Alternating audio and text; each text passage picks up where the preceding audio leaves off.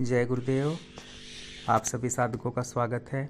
और जिस विषय को मैं आज लेकर आया हूँ वह महत्वपूर्ण विषय है। देखिए, सिद्धि से जुड़ा हुआ विषय है कि सिद्धि का तात्पर्य क्या है।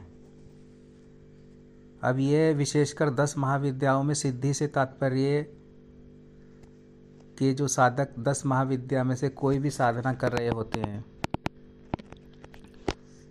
तो उनकी सफलता का क्या मायने होते हैं। क्या प्रत्यक्षीकरण से जुड़ा हुआ ही कि अगर वह जिस महाविद्या की साधना कर रहा है, चाहे बगलामुखी, चाहे महाकाली या कोई अन्य, क्या प्रत्यक्षीकरण होना ही साधना में सिद्धि के लिए पर्याप्त है। यह तभी माना जाएगा कि अगर बगलामुखी आकर के साधक के सामने प्रत्यक्ष हो जाती है और वह साधना कर रहा होता है, कि साधक तभी समझे कि हाँ मेरी साधना सफल हो गई है और सिद्ध हो गई है। और अगर प्रत्यक्षीकरण नहीं होता है तब वह इस चीज़ को एक इस तरह से ले ले कि मेरी साधना जो है वह पूर्ण नहीं हो पाई है, सफल नहीं हुई। तो क्या समझा जाए, इस विषय पर आज बात करते हैं। अब देखिए, 10 महाविद्याओं में विशेषकर और साथ साथ जो बड़ी शक्तियां हैं, जैसे आप काल भैरव को ले लीजिए, है ना, और 10 महाविद्याओं को ले लें, बगलामुखी माता को लें। अब अगर कोई साधक बगलामुखी जो है वह साधना कर रहा है और अब अगर बगलामुखी साधक के समक्ष नहीं आती है, प्रत्यक्ष नहीं होती, तब इसका यह तात्पर्य कदापि नहीं है कि साधक की साधना सिद्ध नहीं हुई। क्योंकि महाविद्याओं में एक ऊर्जा जो है वह साधक के अंदर स्थापित होती है। और दूसरा क्या है कि वह जो मंत्र आप कर रहे हैं, जैसे माँ बगलामुखी का आप मंत्र जप कर रहे हैं, तो उसमें जो है वह मंत्र सिद्ध होना चाहिए।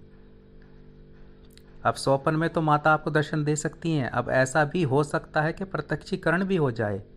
इसमें दोनों ही चीज़ें हो सकती हैं। वो साधक के ऊर्जा लेवल पर निर्भर करता है, शक्ति के साथ जो उसका कनेक्शन जुड़ा है, जो वो शक्ति के साथ कनेक्शन जोड़ रहा है अपना साधना काल में, वो उस पर निर्भर करता है कि प्रत्यक्षीकरण हो रहा है या नहीं हो रहा है।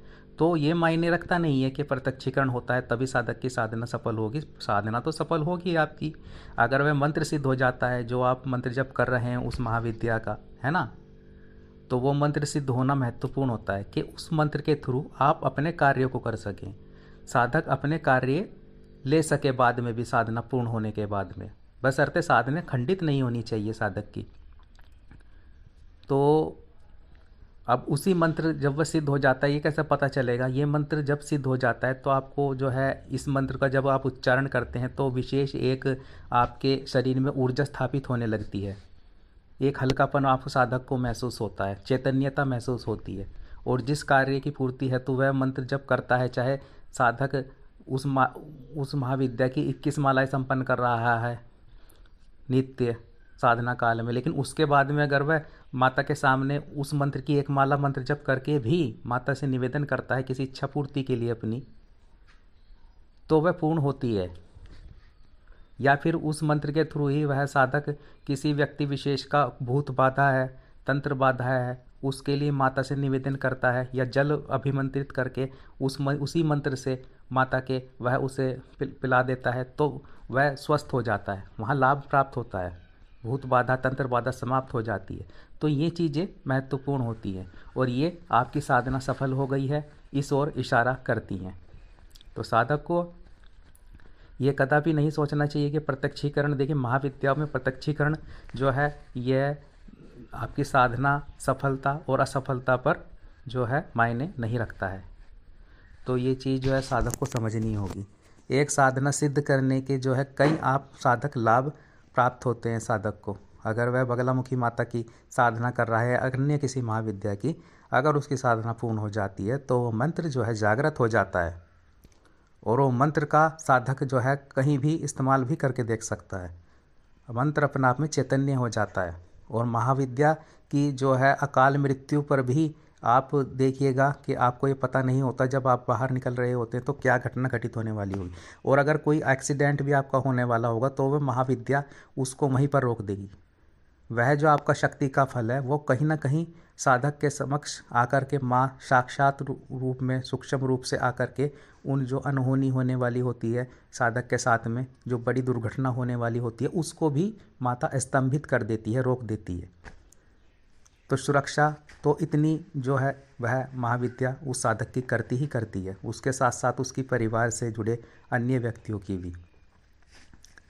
और चाहे भौतिक जीवन से जुड़ी ही पूर्णता हो, चाहे कोई और अन्य, तो उसमें भी साधक की सहायता करती है महाविद्या। और सोपान के माध्यम से या कैसे भी वो तो घर्षण होते रहते हैं साधक को। तो कहने का मेरा तात्पर्य यही है कि कई साधक सोचते हैं कि अगर मुझे माता का प्रत्यक्षीकरण नहीं हुआ है तो मेरी साधना सिद्ध नहीं हुई है। तो ऐसा भाव कदापि मन में नहीं लाना चाहिए। साधक को ये सोचना चाहिए कि महाविद्या मेरे साथ है, वह उसका स्मरण करे, सूक्ष्म रूप से उसकी शक्तियाँ मेरे साथ हैं। तो ये चिंतन होना चाहिए। वहीं अगर आप दूसरी ओर देखेंगे इसी चीज़ में, अप्सरा साधना व यक्षिणी साधना में, यहाँ भी प्रत्यक्षीकरण की ही बात आ जाती है कि कई साधक जो है वह साधना करते हैं अप्सरा और यक्षिणी। उसमें क्या होता है कि अगर साधक को वहाँ पर जो है प्रत्यक्षीकरण नहीं होता है किसी अप्सरा का, तब साधक के मन में ये बात आ जाती है कि मुझे साधना छोड़ देनी चाहिए, यानी कि जो मैं आगे से नहीं करूँगा, एक निराशा भाव उत्पन्न हो जाता है उसके मन में, क्योंकि प्रथम बार में प्रत्यक्षीकरण नहीं हुआ। तो यहाँ पर साधक गलती कर देता है सबसे बड़ी। यहाँ साधक को क्या करना है, क्योंकि अप्सरा साधना में प्रत्यक्षीकरण कहीं ना कहीं आवश्यक भी होता है साधक के लिए, क्योंकि वह साधना प्रत्यक्षीकरण के लिए कर रहा होता है। वहीं महाविद्याओं में प्रत्यक्षीकरण मायने नहीं रखता है, क्योंकि माता की कृपा पूर्ण मिलती है, सभी लाभ साधक को प्राप्त होते हैं। और अपनी जो समस्या का है उसका निदान करने के लिए साधक साधना कर रहा होता है, माता की कृपा प्राप्त करने के लिए साधक साधना कर रहा होता है वहाँ पर, और मंत्र जागृत हो सके। क्योंकि कई कई साल लग जाते हैं एक महाविद्या सिद्ध करने में, कई कई साल निकल जाते हैं। ये कोई 40 या 21 दिन वाली बात नहीं है।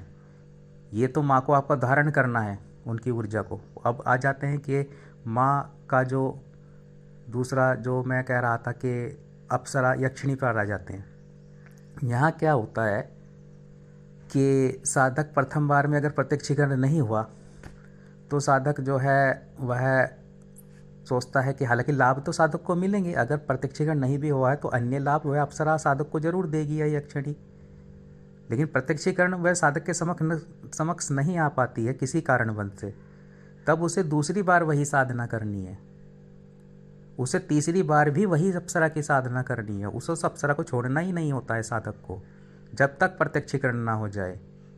चाहे उसने सामग्री प्रवाहित कर दी है, लेकिन दूसरी बार वह किसी विशेष पर जब उसका मन करे उसी अप्सरा की ओर या उसी यक्षिणी की ओर, तो बस दोबारा से उसकी साधना करे, तिबारा उसकी साधना करे। जब तक प्रत्यक्षीकरण ना हो तब तक वह साधना छोड़े ना। अब अप्सरा भी आजमाती है ना उस साधक को कि ये किस हद तक जा सकता है मुझे पाने के लिए। तो उसकी भी परीक्षाओं में साधक को जो है सफल होना होता है। अब एक बार में प्रत्यक्षीकरण नहीं हुआ है, मान लीजिए आप 21 दिन की साधना कर रहे हैं अप्सरा और उसमें प्रत्यक्षीकरण नहीं होता है, तब आप सामग्री को प्रवाहित भी कर दिया है आपने, तो दोबारा सामग्री लें और दोबारा 21 दिन की साधना करें। तो जब ये चिंतन होगा किसी साधक का, ये चिंतन होगा, इतनी हद तक कोई साधक जाने की कोशिश करेगा तभी प्रत्यक्षीकरण होते हैं। किसी शक्ति के पीछे पड़ना पड़ता है तब वह प्रत्यक्ष होती है, उसकी परीक्षाओं में सफल होना पड़ता है साधक को। तो साधक को इसलिए कहा है कि साधना का मतलब ही साधना है, साधना का मतलब ही जो है देवी देवताओं को साधना होता है, तभी उनकी कृपा प्राप्त हो पाती है। तो प्रत्यक्षीकरण आपकी इच्छा शक्ति पर निर्भर है ना। रामकृष्ण परमहंस जी को जब माता क्यों दिखाई देती थी हर जगह? क्योंकि उनके भाव थे, वे हर जगह उनको महसूस करते थे, माता महाकाली को, है ना। तब उन्हें हर जगह माँ नज़र आती थी, जब उनका स्मरण करते थे तब वे चली आती थी। तो भाव का जुड़ना बहुत आवश्यक है प्रत्यक्षीकरण में।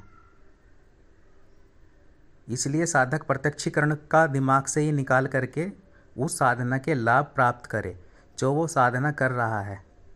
मैं यही कहूँगा कि प्रत्यक्षीकरण के पीछे प्रत्यक्षीकरण से जोड़कर अपनी सफलता असफलता को साधक ना देखे।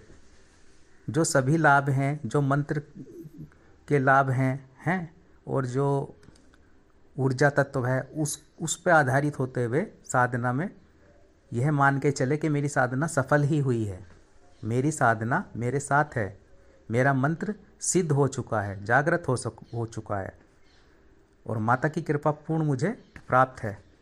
ये भाव साधक के अंदर आना चाहिए।